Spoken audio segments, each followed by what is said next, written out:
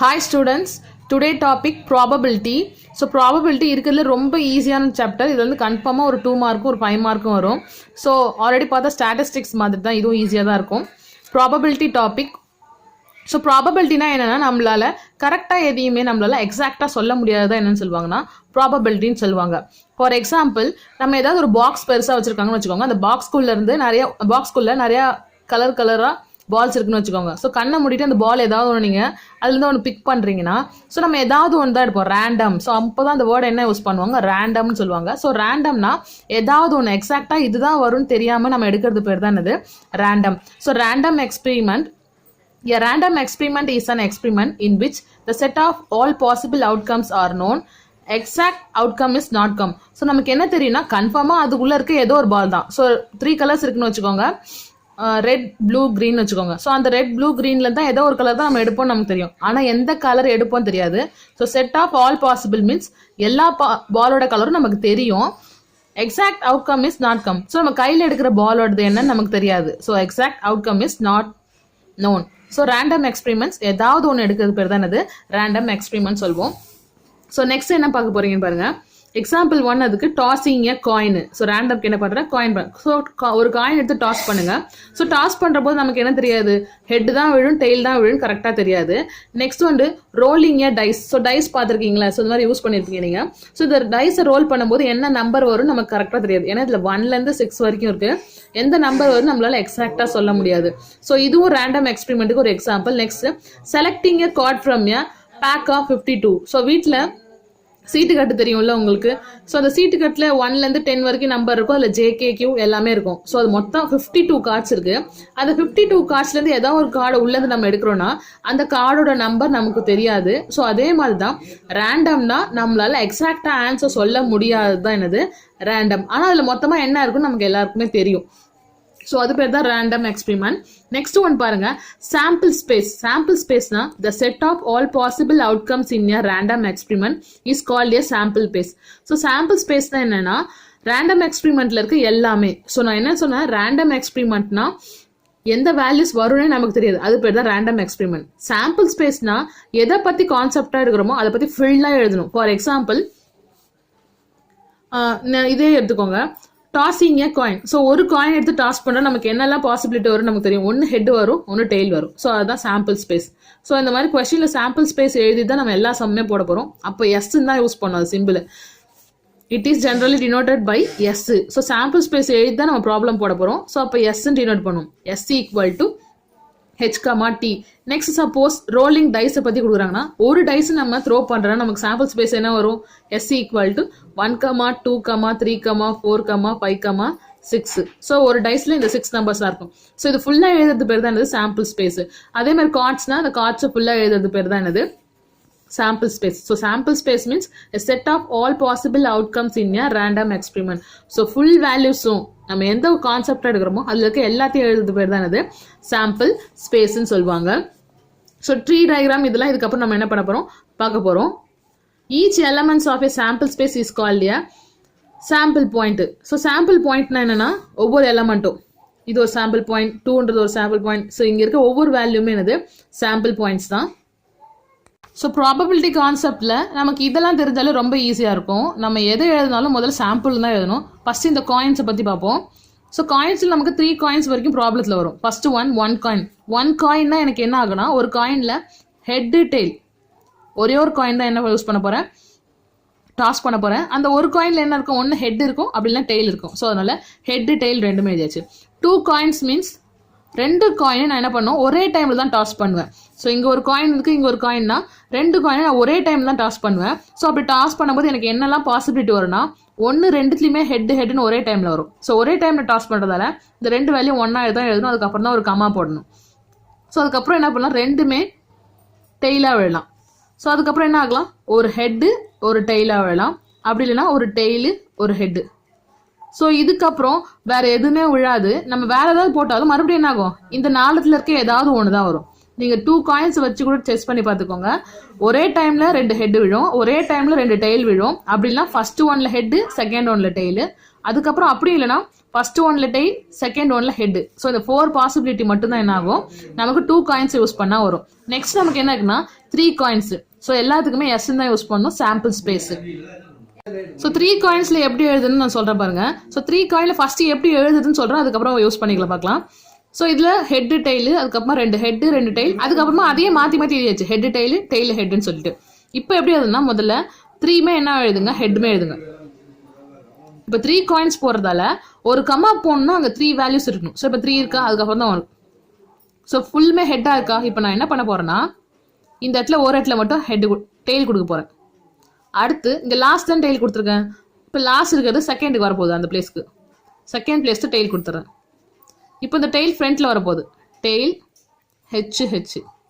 So முதல்ல 3மே ஹெட்டாக எழுதிக்கோங்க. அதுக்கப்புறமா டெய்ல் லாஸ்ட்டாக ஒன்று கொண்டு வாங்க. அந்த லாஸ்ட்டாக இருக்க டெய்ல் சென்டரில் போகும், அந்த சென்டரில் இருக்கிறது லாஸ்ட்டாக வந்துடும்.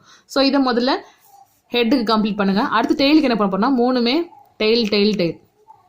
இப்போ ஹெட் ஃபுல்லாக கொடுத்து டெய்லை கொடுத்த மாதிரி இப்போ ஃபுல்லாக டெய்ல் இருக்கு, ஹெட் ஒவ்வொன்றா உள்ள கொண்டு வாங்க. ஒரு டெய்ல் ஹெட் லாஸ்ட்டாக கொண்டு வந்துட்டேன். இப்போ லாஸ்ட் இருக்க ஹெட் சென்டரில் வரப்போகுது, இப்போ சென்டரில் இருக்க ஹெட் லாஸ்ட்டாக வரப்போகுது. ஸோ இதுதான் ஈஸியாக ஞாபகம் வச்சுக்க முடியும். 3 காயின்ஸை ஒரே டைமில் நம்மளால டாஸ் பண்ண முடிஞ்சா 3மே ஹெட்டாக விழும். 2 ஹெட் ஒரு டெய்ல், ஒரு head tail head, tail head head, 3மே டெய்லாக இருக்கும். Tail tail head, tail head tail, head tail tail. So இந்த 8 பாசிபிலிட்டிஸ் தான் என்ன வரும் நமக்கு வரும். ஸோ இதுக்கு 2 பாசிபிலிட்டிஸ் தான் இருக்கு. ஸோ இது கவுண்டிங்கில் எழுதுறோம் 1 2. ஸோ ஆல்ரெடி நம்ம படிச்சிருக்கோம். கவுண்ட் பண்ணி எழுதும்போது எப்படி எழுதணும், number of S. So number of S என்ன வரும் 2. ஸோ இதுக்கு number of S equal to 1 2 3 4. So இதெல்லாம் எப்பவுமே ஞாபகம் வச்சுக்கோங்க. இதெல்லாம் ரொம்ப ஈஸியாக தான் இருக்கும். இதுக்கப்புறம் பார்க்கும்போது நம்பர் ஆஃப் எஸ் 1 2 3 4 5 6 7 8.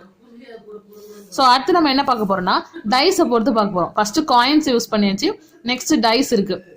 ஸோ டைஸ்ன்னும் போது அதையும் சாம்பிள் ஸ்பேஸ் எஸ் தான் கொடுக்கணும். ஒரு டைஸ் தான் நம்ம ஆல்ரெடி விளையாடி இருக்கோம். ஸோ கட்டமாக பாக்ஸ் மாதிரி இருக்கும், அதை உருட்டும் போது ஏதாவது ஒரு நம்பர் வரும். ஸோ ஒரு டைஸை யூஸ் மட்டும் நான் பண்ணேன்னா அதில் என்ன நம்பர் இருக்குன்னா 1 2 3 4 5 6. ஸோ இந்த நம்பர்ஸ் மட்டும்தான் என்ன இருக்கும் டைஸ்குள்ளே இருக்கும். நெக்ஸ்ட் என்ன பார்க்க பாருங்க, 2 டைஸ்ல பார்க்க போறோம். ஸோ 2 டைஸ் மீன்ஸ் என்னன்னா 2 டைஸ் ஒரே டைம்ல 2 டைஸ் விடுறேன். ஃபார் எக்ஸாம்பிள் 2 டைஸ் இருக்குன்னா இந்த 2 டைஸ் நான் என்ன போறேன்னா ஒரே டைம்ல போடுறேன். ஸோ ரெண்டுலயுமே என்ன ஆகும், 1 1 விழலாம். அப்படிலாம் இதுல 1 விழலாம், இல்லை 2 விழலாம்.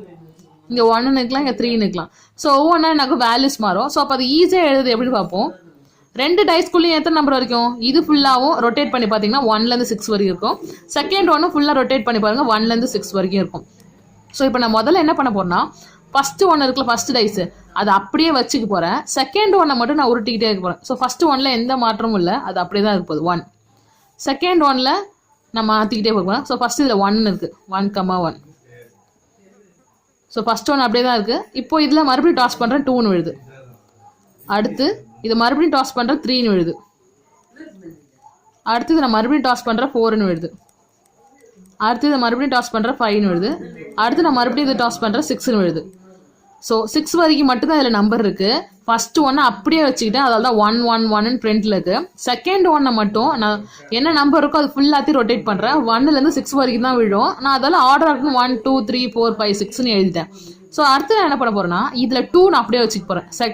ஃபர்ஸ்ட் டைஸ்ல என்ன பண்ண போறேன், 2ன்ற நம்பரை வச்சுக்க போறேன். 2ன்ற நம்பரை வச்சுட்டு இதை நான் ஆஸ் யூஷுவல் ஆர்டரா முதல்ல இருந்து பண்ண போறேன். 1லேருந்து 6 வரைக்கும் அப்படியே வரும். 2,1 2,2 2,3 2,4 2,5 2,6. ஸோ அதே மாதிரி இந்த டைஸ்ல எந்த நம்பர் வரைக்கும் இருக்கும், 1 2. இதுலேயும் 6 வரைக்கும் இருக்குல்ல. ஸோ அப்போ இதே மாதிரி நம்ம 6 வரைக்கும் வச்சு போடணும். ஸோ இந்த மாதிரி தான் நம்ம என்ன பண்ணணும்னா ஃபுல்லாக எழுதணும். இப்போ பாருங்க 3 ஃபர்ஸ்ட் இதில் பேஸாக வச்சிருக்கோம் பாருங்க. அதுக்கப்புறம் பின்னாடிக்குலாம் 1 2 3 4 5 6 இருக்கு. அடுத்து 4 ஃபர்ஸ்ட் டைஸ்ல அப்படியே வச்சுட்டு பேஸா, அதுக்கப்புறம் 1 2 3 4 5 6, அதுக்கப்புறம் 5 பேஸா வச்சுட்டு 1 2 3 4 5 6, லாஸ்டா 6 பேஸா வச்சுட்டு 1 2 3 4 5 6. ஸோ இதுக்கப்புறம் ஏன் நம்பர் போடலன்னா ஃபர்ஸ்ட் டைஸ்ல எந்த நம்பர் வரைக்கும் தான் இருக்கும், 6 வரைக்கும் தான் இருக்கும். ஸோ இது ஃபுல்லாத்தையும் எழுதியாச்சு. ஒரு ரோல் எத்தனை வேல்யூஸ் இருக்கு பாருங்க, 6 இருக்கு. அப்போ மொத்தம் 6 ரோ இருக்கு. So total number of sample space மொத்தம் எத்தனை இருக்குன்னா 36.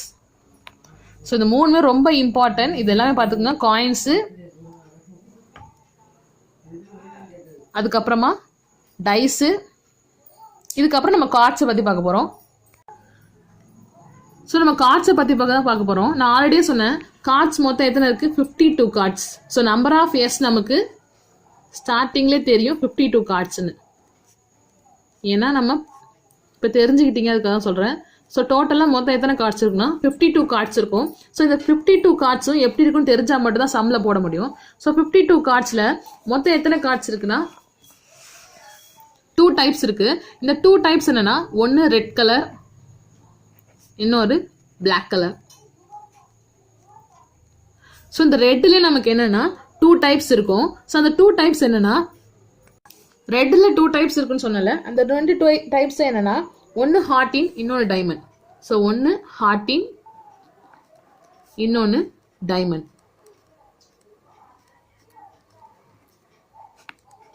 ஸோ ஒன்று ஹார்டின் ஷேப்பில் இருக்கும், இன்னொன்று டைமண்ட் ஷேப்பில் இருக்கும்.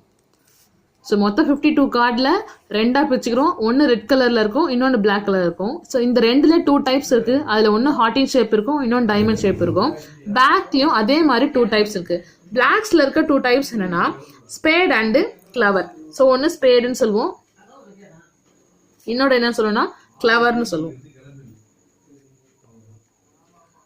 ஸோ பிளாக்ல 2 டைப்ஸ் இருக்கு, ஒன்று ஸ்பேடு, இன்னொன்று கலர். ஸோ இந்த ஸ்பேடோட ஷேப் எப்படி இருக்குன்னா, ஸோ இந்த மாதிரி ஃப்ளாரோட மொக்கு மாதிரி இருக்கும். ஸோ இந்த மாதிரி இருக்கும். ஸோ இது ஸ்பேடோடது. நெக்ஸ்ட் கிளவரோடது எப்படி இருக்குன்னா, கொஞ்சம் இந்த ட்ரீ மாதிரி இருக்கும். ஸோ இது கிளவரோடது. ஸோ தெரிஞ்சுக்கோங்க, மொத்த டோட்டல் கார்ட்ஸ் சீட்டு கட்டு கார்டுலாம் இருக்கும்ல, ஸோ அது 52 கார்ட்ஸ் இருக்கு. அதில் 2 டைப்ஸ் ஆஃப் கலர் இருக்கு, ஒன்று ரெட்டு, இன்னொன்று பிளாக். ரெட்ல 2 டைப்ஸ் இருக்கு, ஹார்டின், டைமண்ட். பிளாக்ல 2 டைப்ஸ் இருக்கு, ஸ்பேட் அண்ட் கிளவர். ஸோ இப்போ இதை நம்ம ஈஸியாக பார்க்கலாம். ஸோ இந்த டயக்ராம்ஸ் தான். இந்த டயக்ராம்ஸ் நல்லா பார்த்துக்கோங்க. So cards of each suits. So இப்போ ஃபர்ஸ்ட் நான் கொடுக்க 2 ரெட் கலர் டைப் இருக்குன்னு சொன்னா ஹார்டின், டைமண்ட். பிளாக்ல 2 இருக்குன்னு சொன்னா ஸ்பேடு, அதுக்கப்புறமா கிளவர் 2 இருக்கு. ஸோ ஒவ்வொன்றுத்துலையும் எத்தனை கார்டு இருக்குன்னா 13, 13, 13, 13. ரெட்டில் 26 இருக்கும், பிளாக்ல 26 இருக்கும். ஸோ ரெட்ல 2 டைப்ஸ் இருக்கா, அப்போ ஒவ்வொன்றையும் 13, 13 இருக்கு. பிளாக்லையும் 2 டைப்ஸ் இருக்கு, அதுலேயும் 13, 13 இருக்கும். ஸோ பாருங்க, கீழே எல்லாமே டோட்டல் 13 கொடுத்தாங்களா. ஸோ இதில் 1 நம்பர் இருக்காது, ஏன் தான் இருக்கும். இதில் 1ன்னு ஒரு நம்பர் கிடையவே கிடையாது. ஸோ ஏன் தான் இருக்கணும், A 2 3, 1க்கு பதிலாக தான் ஏன்னு இருக்கும். ஸோ அப்போ அதை கவுண்ட் பண்ணிக்கிட்டாங்க. ஏ இது 1 தான் அர்த்தம். A 2 3 4 5 6 7 8 9 10 JKQ. ஸோ அதே மாதிரி எல்லாத்துலேயும் சேம் ஒரே மாதிரி தான் இருக்கும். இதான் கார்டோட ஆர்டர். ஸோ கிளாஸ் ஒர்க்கில் நீங்கள் இப்படி தான் எழுதிக்கணும். Total number of 52 cards. Red, black. ரெட்டில் 2 டைப் ஹார்டின், டைமண்ட். பிளாக்ல 2 டைப் ஸ்பேஸ், கிளவர். ஸோ அது கீழே அது ஒவ்வொன்றுலையும் 13 கார்டில் இருக்கும். ஸ்பேடில் 13, கிளவரில் 13, டைமண்ட் 13, ஹார்டின் 13. ஸோ அது ஏலேருந்து JKQ வரைக்கும் ஃபுல்லாக எழுதியிருக்கேன். ஸோ இதே மாதிரி தான் நீங்கள் என்ன பண்ணிக்கணும்னா எழுதிக்கணும். ஸோ அதே மாதிரி இந்த 2 ஃபார்முலாஸும் படிச்சுக்கோங்க. ஆல்ரெடி நீங்கள் 9th படிச்சிருப்பீங்க. P of E equal to, so P means probability of event. So probability of event equal to number of event by number of sample space. So P of E equal to number of E by number of S. So இந்த இடத்துல என்ன alphabetic use பண்ணுறோமோ அதே தான் இந்த இடத்துல use பண்ணோம். இது ஆஸ் யூஸ்வல் ஸ்டேபிளாக தான் இருக்கும். N of S எப்பவுமே மாறவே மாறாது, S தான் எப்பவுமே யூஸ் பண்ணும். ஸோ இங்கே மட்டும் தான் ஆல்ஃபபெட்டிக் சேஞ்ச் ஆகிட்டே இருக்கும். நம்ம எது வேணால் யூஸ் பண்ணிக்கலாம். ஸோ இங்கே ஈவெண்ட்ன்றதால ஃபார்முலாக்கு மட்டும் ஈன்னு சொல்லிட்டு டினோட் பண்ணியிருக்கோம். நெக்ஸ்ட் ஒன் பாருங்க, P of E plus P of E bar equal to 1. So P of E னா, ஸோ எந்த கான்செப்டை பற்றி பார்க்குறோமோ அதை அப்படியே கண்டுபிடிக்கிறது தான் probability of E. And P of E பார்னா அதுக்கு ஆப்போசிட்டா. ஃபார் எக்ஸாம்பிள், ரெட் கார்டுன்னு நீங்கள் P of E கண்டுபிடிச்சிங்கன்னா PE பார் நாட் ரெட் கார்டுன்னு கண்டுபிடிப்பாங்க. ஸோ என்ன இருக்கும், இதுக்கு ஆப்போசிட்டாக கண்டுபிடிக்கிறது தான் என்னது, P of E bar equal to 1. So இந்த 2 ஃபார்முலாஸுமே இம்பார்ட்டன்ட். இதை யூஸ் பண்ணி தான் நம்ம எல்லா ப்ராப்ளம் பார்க்க போகிறோம். ஸோ இங்கே நான் நடத்தின இன்னைக்கு ஃபுல் ஃபார்முலாஸ் என்ன பண்ண, ஃபுல் ஃபார்முலாஸையும் படித்து ஹோம்ஒர்க்காக சப்மிட் பண்ணிவிடுங்க. Thank you students.